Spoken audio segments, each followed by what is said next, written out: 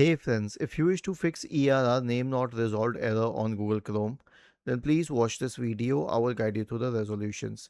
So search for command prompt in the Windows search bar and click on run as administrator.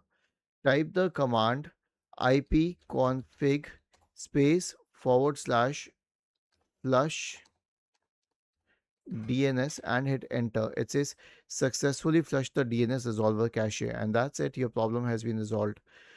Okay, but if it does not help, then press the Windows key and the R key together to open the run window.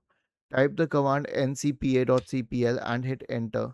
This will open the network connections window. Right click on the Wi-Fi connection and select properties.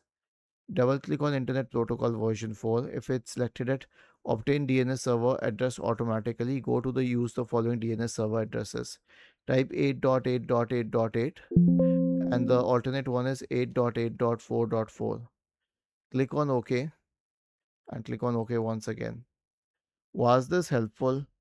If yes, then please subscribe to the channel. If not, then let us know in the comment section of the video on how we could help you further. Thank you for watching this video and have a nice day.